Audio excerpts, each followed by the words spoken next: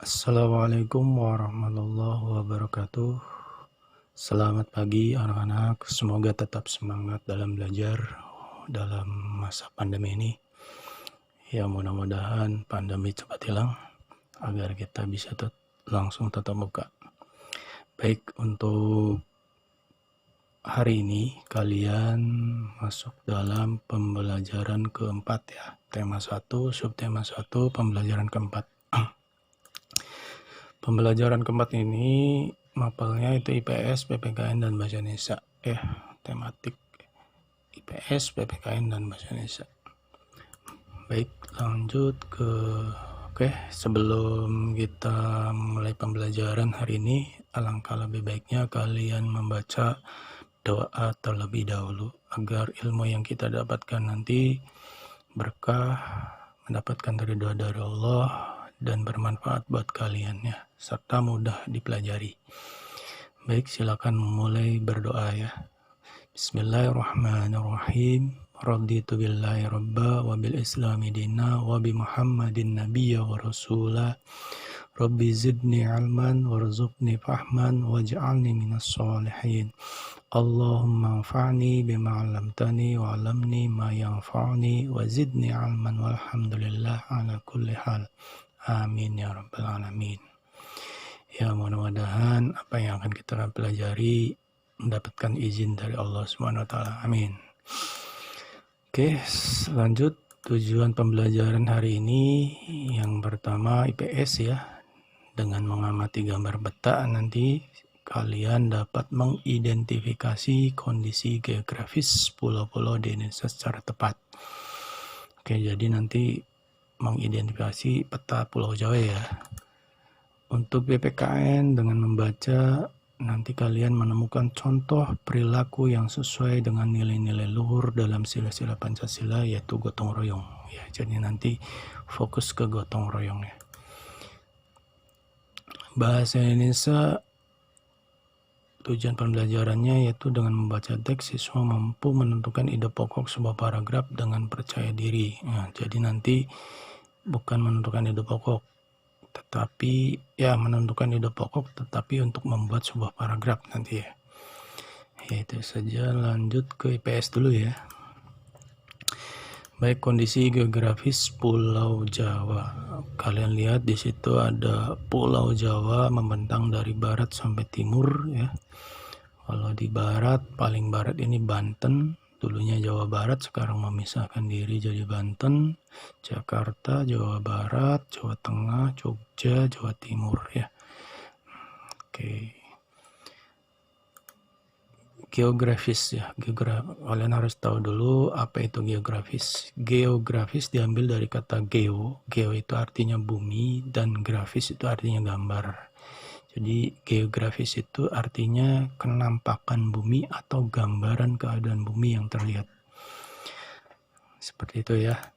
Nah, Pulau Jawa ini ternyata panjangnya kurang lebih 1050 km nih dari ujung kulon sampai Banyumasnya. Banyumas dekat Bali ini yang sebelah timur. Ujung kulon di sini. Ini Banyumas di sini ya. Itu panjangnya sekitar 1050 km ya. Cukup panjang ya, cukup jauh. Oke, terus luas Pulau Jawa ini 129.438,28 km persegi atau 6,66% dari luas Indonesia ya. Jadi ya ini termasuk pulau besar ya, pulau besar di Indonesia. Tentu yang terbesar itu Kalimantan, terus Papua, Sumatera, Sulawesi, dan yang terakhir ini Jawa ya. Terbesar tapi yang paling kecil gitu, terbesar di Indonesia tapi yang paling terakhir urutannya maksudnya gitu ya. Oke, terus lanjut. Nah, ini batas-batas Pulau Jawa itu tidak ada batas darat ya. Nah, ini Pulau Jawa ini dibatasi oleh lautan atau perairan ya. Nah, di sebelah utara itu ada Laut Jawa ya. Ini Laut Jawa. Sedangkan sebelah selatan ini Samudra Hindia ya, Samudra Hindia ini. Nah ini sebelah selatannya lagi itu Australia lah, benua Australia. Nah terus sebelah timurnya itu adalah Selat Bali ya. Jadi Selat Bali itu adalah laut yang antara dua pulau ya. Kebetulan ini Pulau Jawa atau di sini Jawa Timur, di sini Balinya. Nah di tengah-tengahnya itu ada laut. Nah disebut selat, makanya Selat Bali. Di sebelah baratnya itu ada Selat Sunda ya. Ada Selat Sunda, ada perbatasan, jadi perairan yang membatasi antara Jawa Banten dengan Lampung ini ya, Sumatera ya, ini Lampung. Nah itu batas-batasnya, jadi tidak ada batas darat, semuanya perairan. Selanjutnya di Jawa itu terdiri banyak gunung ya, baik yang aktif maupun tidak aktif, banyak ratusan ya. Tapi di sini Bapak kasih tahu hanya beberapa saja. Di Jawa Timur itu ada Gunung Bromo ya, Gunung Bromo, atau sebelahnya nanti ada Gunung Semeru ya. Gunung tertinggi di Jawa itu Semeru di sebelah Bromo. Terus sebelahnya lagi ada Gunung Kelut ya, pokoknya Gunung Kelut dan Gunung Bromo atau Gunung Semeru ini antara Kota Malang ya. Di sini ada Kota Malang, diapit oleh kedua gunung tadi, Gunung Kelut dan Gunung Bromo. Ya silakan nanti kalau kalian sudah besar mainlah di sana, atau memanjat gunung ya, panjat gunung gitu. Silakan kalau diizinkan oleh orang tua ya. Oke, terus ada Gunung Merapi. Gunung Merapi ini sebenarnya ada di antara Jawa Tengah dan Jogja ya. Ini sangat terkenal. Di sebelahnya itu ada Gunung Merbabu ya, sebelah utaranya itu ya.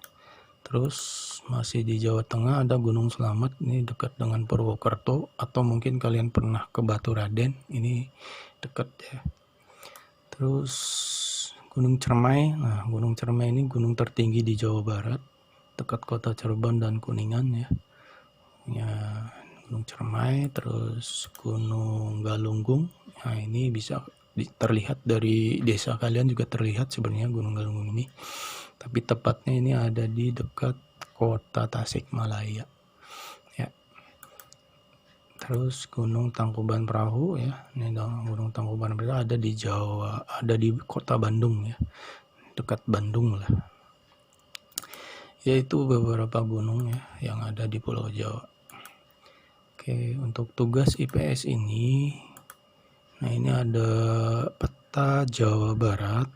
Nah, kalian lakukan pengamatan peta Jawa Barat ini, tuliskan kondisi geografis Provinsi Jawa Barat ini ya. Tuliskan dalam tabel yang tersedia, mungkin kalau di LKSD halaman 19, atau kalau enggak yang kurang lebih seperti ini ya. Jadi nanti nama wilayahnya provinsi apa, batas daratnya provinsi apa, lautnya mungkin laut apa ya, atau samudra apa, terus keadaan alam pantai dan laut. Pantainya ada pantai apa saja, dataran rendahnya ada di kota mana saja, terus gunungnya gunung apa saja di Jawa Barat. Jadi disebutkan ya, itu saja tugas IPS. Kita lanjut ke PPKN. Oke, seperti yang kalian lihat di sini ada gambar, ada dua gambar. Gambar di atas ini ada warga yang saling saling bantu membantu, bahu membahu untuk membangun rumah, atau mungkin membongkar rumah ya, nih kurang jelas. Yang jelas kayaknya membangun rumah. Itu dilakukan secara bersama. Kalau yang di bawah ini sepertinya anak-anak sekolah yang sedang membersihkan sekolahnya ya, kerja bakti membersihkan sekolah bersama-sama. Oke, apa kaitannya dengan gambar ini? Ternyata ini yang akan kalian pelajari, makna gotong royong. Apa sih gotong royong itu?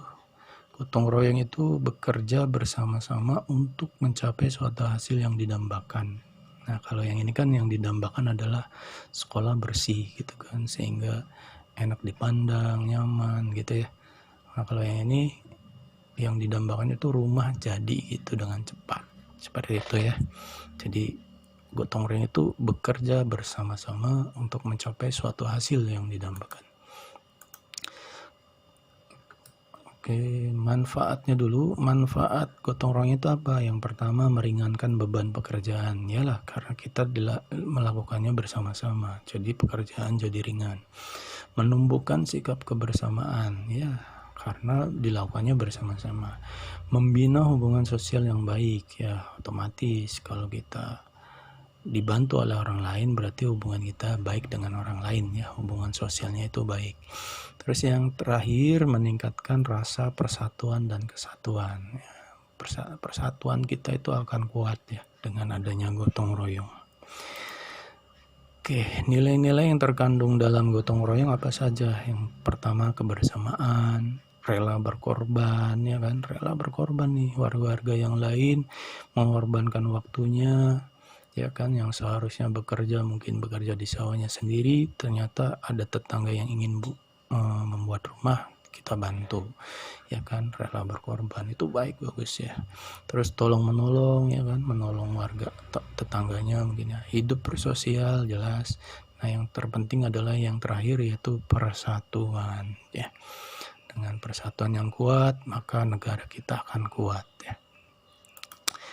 Yaitu gotong royong. Nah, sekarang tugasnya nanti kalian susunlah sebuah cerita. Jadi kalian buat cerita mengenai gotong royong yang pernah kamu ikuti, ya. Kalian ceritakan hal-hal yang menyenangkan dari kegiatan gotong royong tersebut. Apa saja, ya. Mungkin kerja bakti atau apalah, pokoknya yang kerjanya bersama-sama di sekolah, di lingkungan rumah kalian ceritakan, ya. Silakan. Oke, lanjut ke bahasa Indonesia. Nah, untuk bahasa Indonesia nanti kalian akan membuat sebuah paragraf, ya, atau membuat sebuah bacaan. Nah, di sini kalian akan belajar bagaimana cara membuat sebuah paragraf. Nah, yang pertama itu ya adalah tentukan ide pokok dulu, ya. Ide pokoknya apa?